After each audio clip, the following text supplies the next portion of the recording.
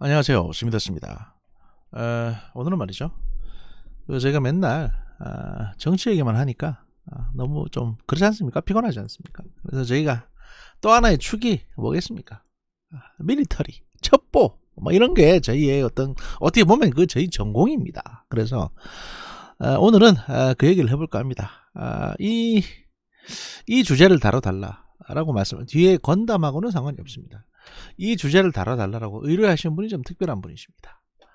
KF21에 대해서 이번에 이제 다뤄볼 건데요.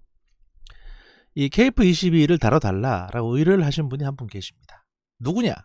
바로 이용의 거대한 장기판에 이용 그분께서 얼마 전에 이 KF21 관련한 내용을 정분실에서 다뤄줬으면 좋겠다라고 아주 그 뻔뻔스럽게도 정분실에서 다뤄줬으면 좋겠다라고 이제 말씀을 주셨습니다. 이것은 마치요.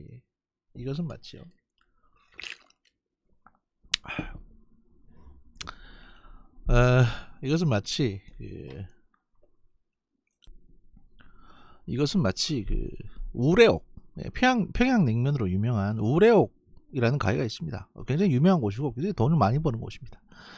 이것은 마치 우레옥 사장님이 김밥 천국 와가지고 그 물냉면 한 개 말아와서 와봐 맛있게 이렇게 얘기하시는 거하고 똑같은 겁니다. 이래서는 안 되죠. 하지만 제가 누굽니까? 일단 의뢰가 들어왔으면 무조건 진행을 합니다. 그래서 KF21 오늘 다뤄보도록 하겠습니다. 이게 과연 쓰레기냐 아니면 희대의 명품이냐, 도대체 KF21의 의미는 뭐냐, 이걸 왜 거의 한 10조 들여가지고 만들었냐 우리가, 여기에 대해서 이제 말씀드릴 겁니다. 그러기 전에 그 밑에 뭐가 좀 달라졌죠. 현대해상 밑에 뭐가 하나 더 붙었습니다. 리멤버 홍콩이라는 희대의 반중서적이 나왔습니다. 이건 제가 별도로 시간을 좀 내서 소개를 해드릴 기회가 있을 것 같습니다만, 일단 가격은 16,000 얼마 정도 됩니다. 더 할인해서 뭐 쿠폰 같은 걸로 구입하실 수 있고요. 환타, 이게 인도 환타라고 불리는 이제 전명윤 선생님께서 쓰신 책입니다. 단순히 수필집 같아 보이실지 모르겠는데 이 내용을 실제 보시면 그렇지가 않습니다. 마음이 굉장히 좀 짠해지고, 홍콩을 가보신 분은 가보신 대로 기억이 날 테고, 자기의 추억들이, 홍콩을 못 가보신 분들은 이제 우리가 못 느꼈던 90년대 2000년대의 홍콩에 대해서 볼 수 있고요. 또 지금의 홍콩, 그러니까 시위가 한창 벌어지고 했던 지금의 홍콩에 대해서도 이제 잘 다루고 있습니다. 그래서 다시 돌아올 수 없는 과거의 그 자유도시 홍콩에 대한 그런 것들을 이제 다루고 있는 책입니다. 그 팩트도 상당히 충실하기 때문에 제가 보기에는 거의 교과서로 써도 될 정도로, 대학에서 교과서로 써도, 지역 연구의 교과서로 써도 될 정도로 이제 충실한 내용을 담고 있습니다. 그래서 추천해 드립니다. 또 문장도 굉장히 수려하고 잘 읽히는 문장입니다. 그렇기 때문에 뭐 자녀분들이, 중고등학교 다니는 자녀분들이 있는 부모님께서는 이제 논술 관련 교재로도 괜찮다. 문장도 그렇고 내용도 그렇고. 원래 트위터 많이 하다 보면 문장이 좋아지거든요. 물론 이분은 이제 책을 또 많이 쓰신 분이지만. 그래서 일단 이제 한번 구입해 보시라 라는 말씀 드립니다. 1판 1쇄 같은 경우에 상당히 희귀본이 될 수도 있습니다. 지금 잘 팔리고 있고, 각급 서적에서 역사 분야, 역사서로 분류가 됐습니다. 그러니까 수필이 아니고 역사서예요. 왜냐면 이게 팩트가 많이 들어있기 때문에. 그래서 역사 분야, 뭐 알라딘에서는 1위 찍고 이랬거든요 지금. 그러니까 1판 1쇄라는 어떤 귀한 판본이 없어지기 전에 빨리 구입하시는 게 좋다. 곧 2판 3판 이렇게 나올 가능성이 높기 때문에. 그리고 이 책은 굉장히 좀 특별한 내용들을 많이 담고 있다라는 말씀 정도 드립니다. 구입해 보시고 주변에 선물도 주시고 이러면, 뭐 이번에 사실 5월달에 그 다음에 어린이날, 그 다음에 어버이날 이럴 때 선물할 때가 많지 않습니까? 이 책으로 선물을 하는 게 좋지 않겠나라는 생각을 해봅니다. 또 나이 드신 분들에게는 눈이 심심하실 테니까 책 선물 말고 이제 현대해상 보험, 좋은 보험 하나 소개시켜드리고, 뭐 문재인 대통령도 지금 치매 문제로 이 보험을 한번 알아보고 계셔야 될 것 같은데, 여러 가지로 도움이 되지 않을까라는 생각을 해봅니다. 자, 그러면 KF21 얼른 들어갑시다. 자, 2021년 4월 10일 날 나온 기사에 따르면 CNN이 이렇게 보도를 했습니다. 한국 KF21로 초음속 전투기 엘리트 그룹에 합류했다. 사실 초음속 전투기를 만들 수 있는 나라가 그렇게 많지는 않습니다. 그리고 이게 상당히 높은 하이테크 분야이기 때문에 이게 물리학의 세계예요. 공기역학부터 시작해서 조금이라도 형태가 이상하면 떨어집니다. 비행기가 빨리 못 날아가고. 이걸 우리가 다 해냈다는 거죠. 언뜻 보면 F-35하고 되게 비슷해 보이는데 이게 우리가 독자적으로 설계해서 만들었고, 여기에 들어간 부품의 거의 65%가량이 이제 독자적으로 개발한 것들입니다. 앞으로 이 그 부품 독자 개발률을 점점 더 높일 계획을 가지고 있고요. 여기 보시면 CNN은 KF21의 가격 경쟁력이 미국의 해외 판매 주력 기종인 F-35보다 좋을 것으로 예상하면서 수출 잠재력이 상당하다는 평가도 곁들였다라는 것이고, KF21에 공대지 미사일뿐만 아니라 순항 미사일까지 장착될 것으로 예상된다면서 KF21의 65%만이 한국산이지만 항공기 생산에 오랜 역사를 갖고 있지 않은 한국엔 중요한 성과라고 평가했다는 겁니다. 사실 엔진하고 몇몇 중요 부분 제외하고는 다 국산입니다. 그리고 여기 CNN은 이걸 얘기하고 있죠. 공대지 미사일 그리고 순항 미사일, 이거 다 국산 미사일을 장착할 가능성이 높습니다. 앞으로. 자, 이렇게 되면 상당히 많은 것들이 달라지게 될 겁니다. 여기에 대해서 이제 또 관련 뉴스들이 있습니다. 인도네시아가 공동 개발에 참여를 했는데 이 분담금을 지금 계속 안 내고 있거든요. 이게 이제 공동 개발하고 있는데 여기 한 20% 정도를 이제 분담을 하기로 했습니다. 근데 이제 이거를 지금 지지부진하게 낸다 안 낸다 이런 얘기가 많은데, 이게 전체 사업비가 이제 8조 8천억 원, 이 중에서 약 1조 7,600억 원 가량을 인도네시아가 부담하는 걸로 지금 하고 있습니다. 이게 이제 일단은 분담금이 한번 들어왔고, 그 다음에 지금 미납해 놓은 게 한 6천억 정도 되고요. 그래서 우린 이거 주라라고 하고 있고, 인도네시아는 야 조금만 기다려 달라 이러고 있는 상황입니다. 머리 복잡하겠죠. 인도네시아 내부 정치 문제도 있긴 한데 그것까지 여기서 말씀드릴 건 아니고, 인도네시아가 고민이 많은 건 사실입니다. 그런데 이제 차관 달라 그랬다는 둥, 또는 뭐 해달라 그랬다는 둥, 또 먹튀 논란도 있고 막 이러는데 그렇게까지 볼 일은 아니라고 생각이 되고요. 다만 이제 우리가 인도네시아한테 조금 이제 좀 뭐랄까요, 약간 책 잡힌 게 있습니다. 뭐냐면 좀 기억하실 텐데, 이명박 대통령 때 인도네시아 무관 롯데호텔에서 묵고 있는데, 그 사람 방에 이제 국정원 애들이 들어갔다가 노트북 훔쳐보려고 데이터 빼달라고 들어갔다가 걸렸거든요.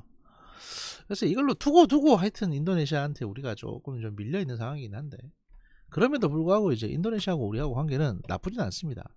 나름대로 괜찮은 편이고, 인도네시아 내부 반응도 보시면 이게 작년 이제 7월 달에 뉴스긴 합니다만, 인도네시아가 지금 그 KF-X 사업에서 손을 떼게 되면 오히려 인도네시아가 더 큰 피해를 본다라는 겁니다. 예를 들어서 지금 한 2천억에서 최대한 3천억 가량의 인도네시아가 지금 피해를 볼 수가 있습니다. 아예 손을 떼게 되면.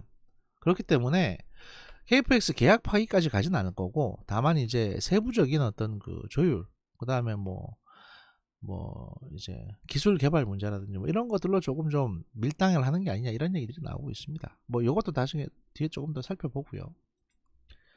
자, 그래서 KF-21 보람의 전반적인 상황을 보시면 KF-21 같은 경우에 KF-21 같은 경우에 이제 F-18EF하고 같은 슈퍼 호넷과도 같은 이제 F-414 제너럴 일렉트릭사의 같은 엔진을 사용합니다. 두 개가 들어갑니다.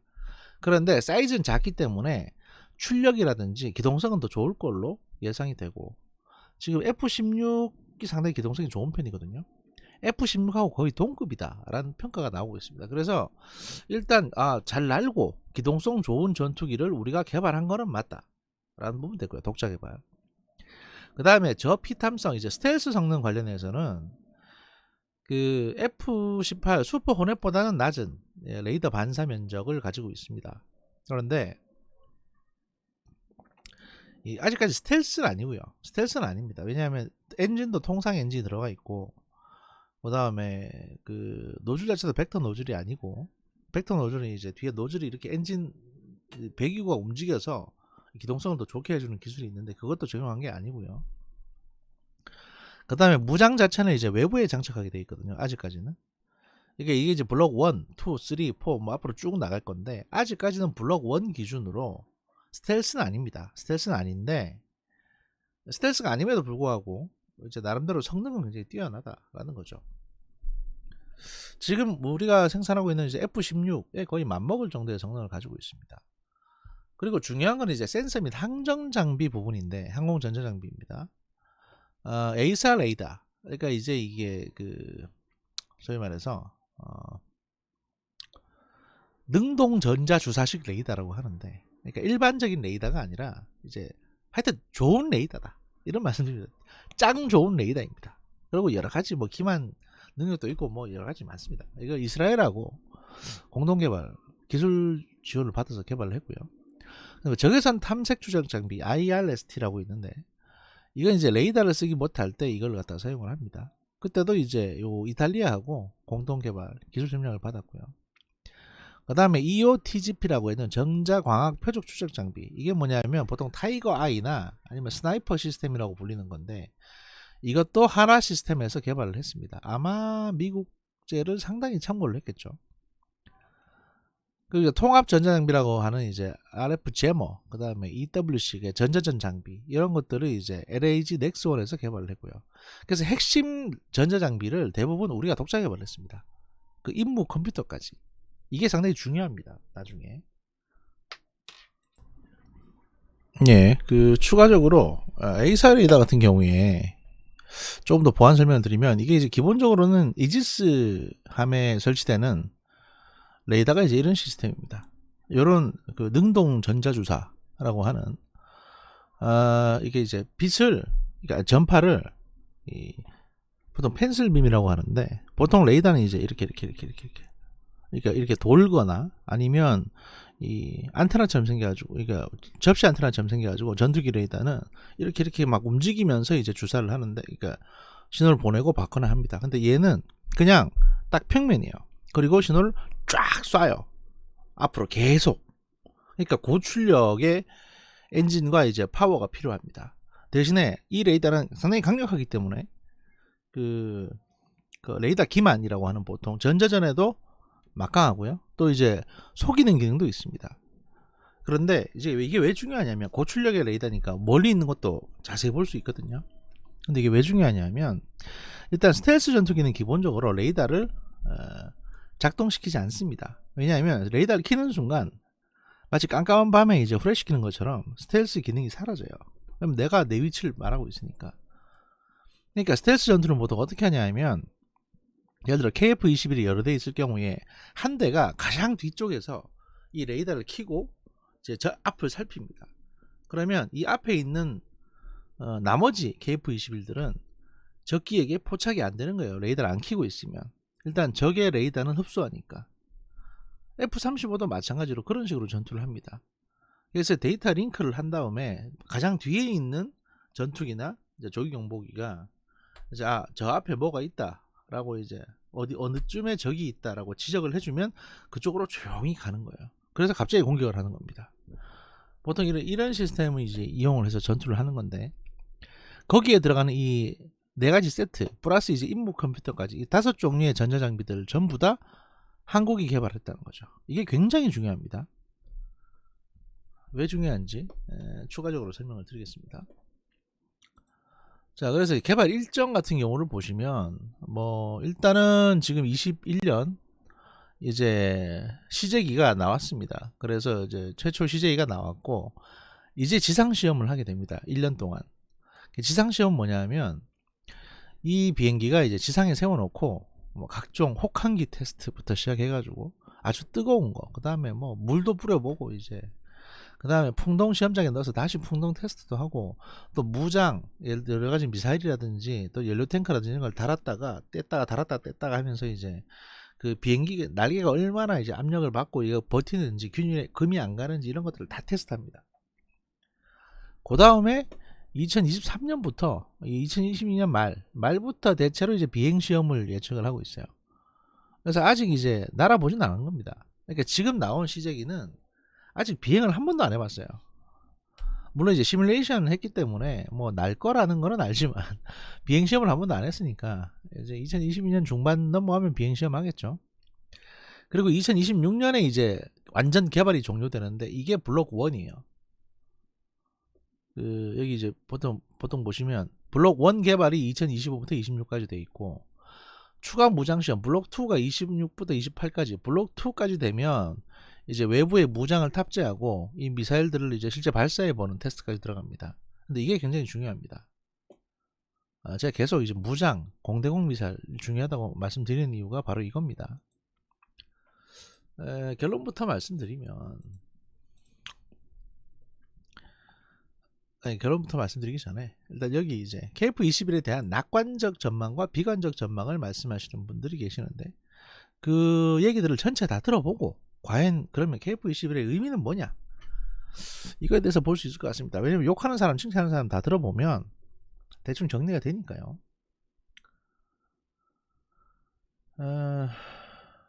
보시면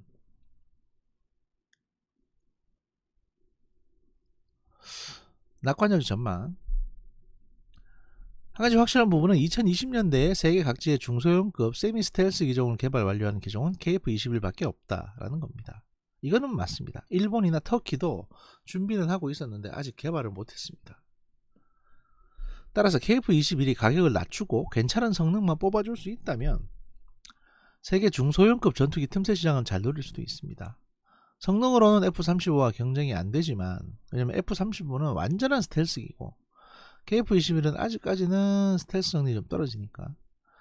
근데 가격이 일단 우리는 가격을 확 낮출 수 있거든요. 또 제3세계 국가는 라팔이나 유로파이터급 4.5세대 전투기를 F-16과 비슷한 가격에 유지비에서 할 수 있다면 매력이 있을 것이다. 그러니까 우리도 사실은 KF-21 가격을 어느 때로 선정을 하느냐가 문제인데, 그건 이제 뒤에도 나올 겁니다. 그러므로 가격이 사업 성패에 매우 중요한 요소가 됩니다. 현재 KF-21 사업비가 120대 구입에 8조 5천억으로 책정되어 있는데 대당 700억 정도, 이거 달러로 하면 이제 6천만 달러 정도 됩니다. 그런데 이제 그 국방부 관계자 발언에 따르면 카이나 어떤 변수가 있더라도 7천만 달러 넘지 않을 거다. 그러니까 800억 이상은 가지 않을 거다라고 이제 얘기를 하고 있습니다. 다만 현재 제시된 성능과 유사한 경쟁 기종들의 판매가를 비교해보면 대충 6천만 달러 선 이하에 판매할 수 있어야 시장 경쟁력이 있다고 볼 수 있습니다. 현재 제시된 성능이라는 건 아직 스텔스 성능이 뛰어나진 않으니까, 만약에 우리가 이제 최초 개발하려고 했던 스텔스 성능이 완벽하게 적용된다면 더 비쌀 수도 있죠. 개발 중에 예상 가격이 오르면 성능과 타협을 봐서라도 가격선을 지키는 게 성공에 필수적이라는 얘기고, 대당 6천만 달러를 넘게 되면 유사한 베스트셀러 기종보다 비싸지기 때문에 수출 상품으로서는 팔릴 가능성이 없다고 봐야 된다라는 게 일단 전망입니다. 특히 로키드 마틴 같은 경우에는 2017년 1억 달러가 넘던 F-35의 가격이 2020년 인도부는 8천만 달러로 이제 인하가 돼서 그보다 인지도가 떨어지는 KF-X 같은 경우에 사실상 5천에서 6천만 달러 선을 잡지 않으면 어렵다는 거죠. 왜냐면 7천만 달러 주고 사기에는 그럼 차라리 F-35 사지, 이렇게 되는 겁니다. 현재 목표로 하고 있는 가격은 F-35보다 대당 2,500만 달러 정도 저렴한 정도 가격, 그러니까 한화 600억에서 650억 정도, 요걸 예상하고 있다는 겁니다. 해외에서는 5천만 달러 이상이라고 가격을 예상하고 있다고도 합니다. 5천만 달러 이상 정도가 되면 대충 한 550억 정도 되는데, 이 정도면 가능성이 있다, 잘 팔릴 것 같다. 왜냐면 만들어 놓은 게 얼마 안 되는데 미국제 엔진 달린 괜찮은 전투기니까.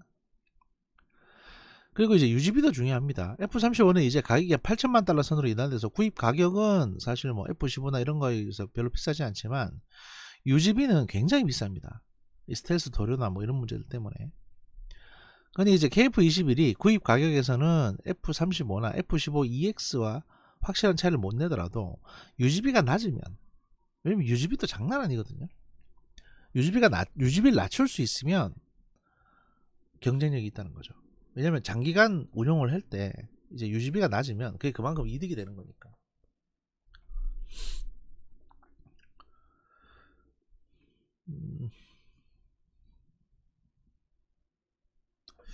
그래서 이제 국내에서는 조금 비관적인데 해외에서는 KF21의 판매 전망에 대해서 좋게 보고 있습니다. 그리고 이제 뭐 CNN은 이제 KF21 출고 방송 후에 필리핀, 태국, 이라크 등 국가에서도 KF21을 구입할 가능성이 있다라는 기사를 내보낸 바 있습니다. 이게 이들 나라들이 기존에 그 T50, FA50, T50 이 전투기들을 사용하고 있기 때문에, 한국산 전투기를 사용하고 있기 때문에 뭐 KF21 정도 되는 어떤 외형을 봤을 때 그럴듯하고 그 다음에 가격도 괜찮고 이러면 산다는 거죠. 솔직히 말씀드리면. 그리고 얘들은 대체로 이제 친미 국가들이기 때문에 중국제나 러시아제 무기를 구입하기 쉽지 않습니다. 이렇게 되면 이제 괜찮다는 게 되는 거죠. 우리가 잘만 판매한다면 괜찮을 수 있습니다. 이게 긍정적인 전망이고, 반면 이제 부정적인 전망도 있습니다. 부정적인 전망은 뭐냐면, 비관론 측에서는 KF21 수출에 대한 아예 기대나 걱정조차 안 한다. 왜냐하면 세계 시장에 통할 만한 준수한 성능을 가진 5세대 전투기 제작이라는 목표가 어차피 실패했다 하는 겁니다. 2030년대에 F-35보다 낮은 성능의 전투기를 구매하려고 하는 국가가 과연 존재하겠냐.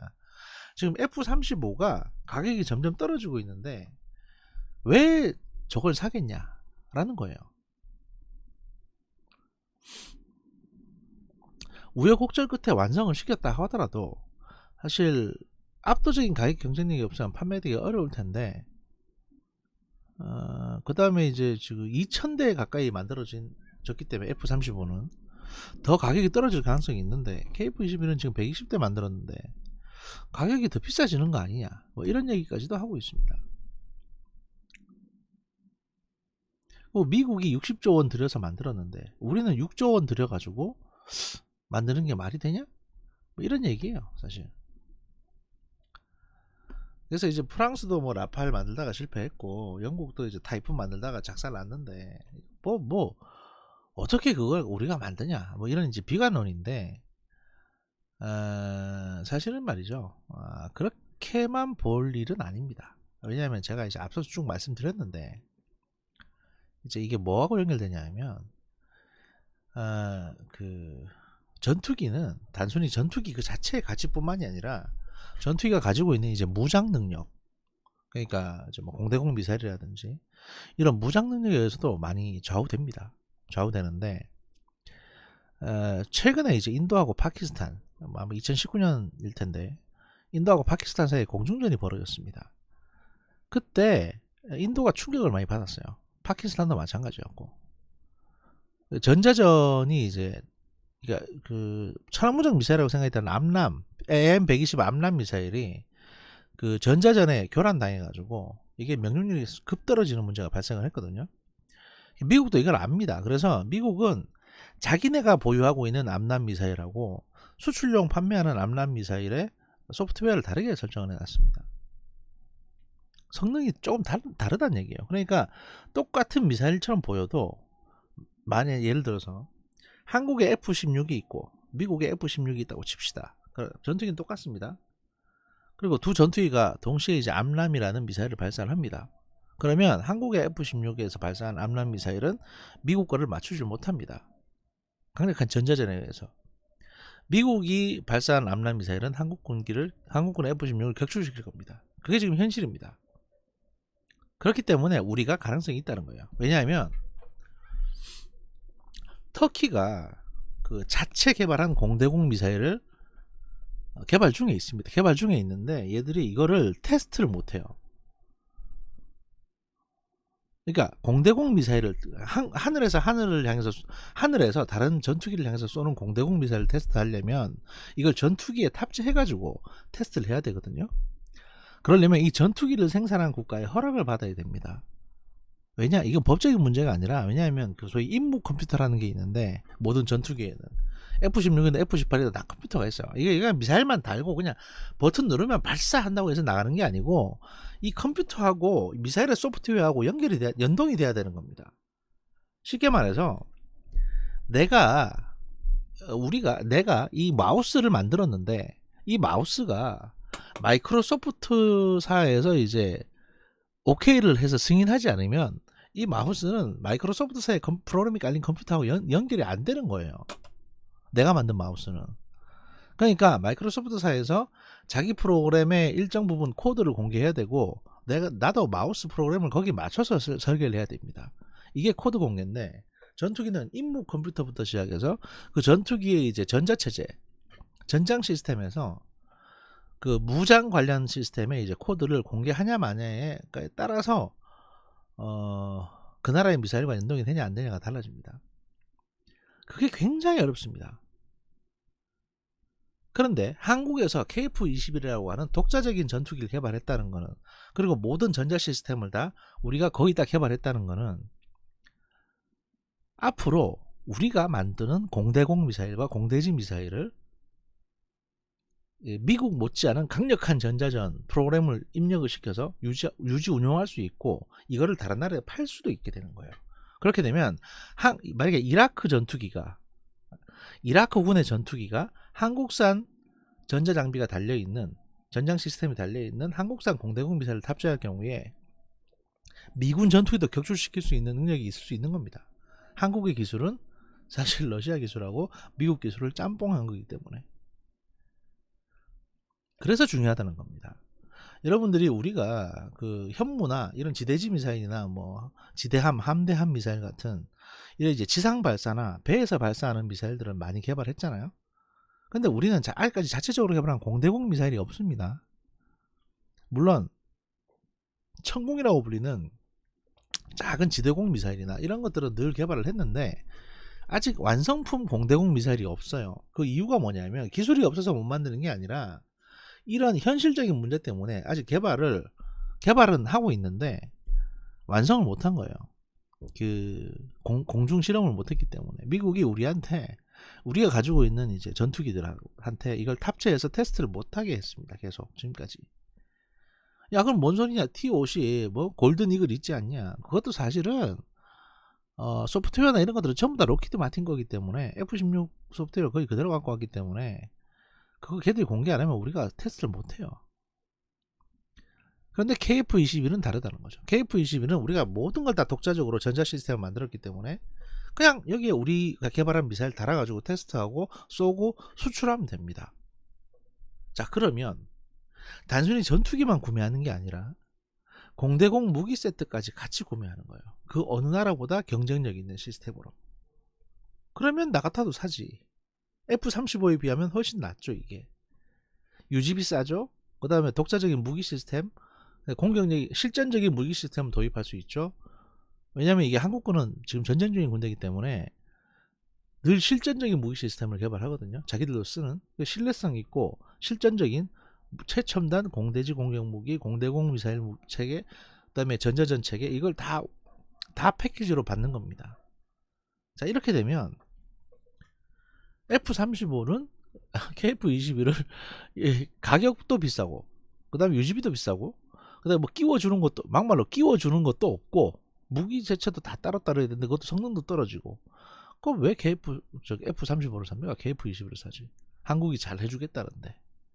게다가 한국에서 전투기를 구매하게 되면, 인도네시아처럼, 뭐 헬기, 그 다음에 뭡니까 또, 군함, 잠수함, 이런 까지 다 패키지 사업을 할 수 있거든요. 장갑차라든지. 우리가 지금 최근에 개발하고 있는 방산 물자들을 보면 대부분 다 이제 전차, 자주포, 그 다음에 장갑차, 전투기, 이런 고부가 가치의 또 첨단 기술을 갖고 있는 무기체계들입니다. 다 필요한 나라들이 많아요. 동남아시아 국가는 중국 때문에 필요하고, 중동 국가는 이란이나 사우디 때문에 필요한 겁니다. 원래 같았으면 미국이 가서 신나게 팔았을 텐데, 미국이 주춤하고 러시아가 주춤한 사이에 한국이 어마어마한 무기 강국으로 이제 급부상을 한 거예요. KF-21은 그걸 열어준 겁니다. 앞으로 이게 그 1세대만 있겠습니까? 아이폰도 아이폰 1부터 아이폰 12까지 얼마나 많은 변형이 되어 왔습니까? 그러니까 이런 플랫폼을 하나 만들고, 그 10조도 안 되는 돈으로 만들었잖아요. 이제 한 10조도 안 되는 돈으로 만드는 게 가장 중요한 거예요. 이거 무조건 욕만 할 건 아닙니다. 이게 굉장히 의미 있는 사업이었고, 우리가 해냈다는 거죠, 이거를. 다만 이제 엔진은 미국제예요. 엔진은 미국제입니다. 엔진은 아직 안 돼요, 우리가. 그런데 이제 이거는 굉장히 긍정적으로 봐야 되고요. 이제 각종 공대공 무기 체계부터 이제 뭐 감시 정찰 포트부터 시작해서 전자전 체제까지 다 독자적으로 개발해낼 겁니다. 그럼 거의 개발이 80%, 70%, 90%돼 있는 거죠, 지금. 그렇기 때문에 KF-21의 개발은 굉장히 축하할 일이다. 그리고 이제 굉장히 의미 있는 부분이다. 뭐 어떤 나라는 인도 같은 나라는 뭐 20조 30조 들어도 개발 못 하는데, 개발해도 이제 뭐 이상한 거 개발하는데, 한국은 제대로 했다 이겁니다. 왜냐하면 이 협력 업체들을 보시면, 협력 국가들을 보시면요, 이스라엘, 이탈리아, 그 다음에 이제 뭐 그러니까 미국 빼고 아마 이제 이 전자장비 포트 같은 경우에 타이거 아이를 베낀 것 같은데, 이건 미국 기술하고 이제 그 유럽 기술 좀 들어갔을 테고, 전자장비, 통합 전자장비도 마찬가지일 겁니다. 영국제 기술이 좀 들어갔을 가능성이 높습니다. 결국에는 유럽 기술을, 이스라엘 기술을 잔뜩 가져와 가지고 우리가 만들어낸 겁니다. 이거 미국 기술 없죠. 미국이 안 주려고 하니까. 더럽다 이러고 우리가 독자적으로 개발한 거예요. 유럽의 좋은 나라 기술들을 다 카피해가지고 기술 제휴를 받아서. 그렇기 때문에 이 무기 체계는, 그러니까 KF-21이라고 하는 이 전투기의 어떤 한국의 자주국방력을, 또는 이제 방산 수출 관련한 여러 가지 분야에 이제 신기원을 열었다라고 보셔도 됩니다. 이게 그만큼 우리가 중요한 겁니다. 이게. 그리고 군에선 이제, 이건 또 뭐야? 어이구야, 이런 것도 만들었네.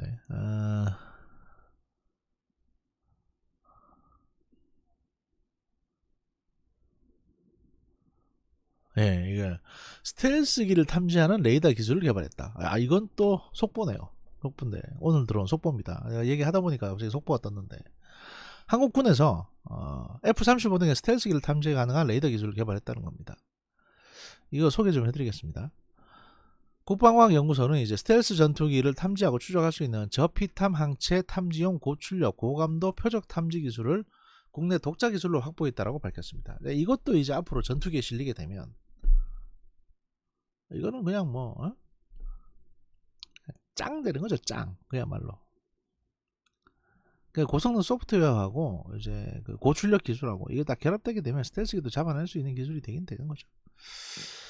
물론 이제 문제는, 이렇게 잡아낸 거는 좋은데, 막상 미사일을 쐈을 때 이 미사일의 어떤 시커가 스텔스기를 포착하지 못한다면 그건 무의미합니다. 못 맞춰요.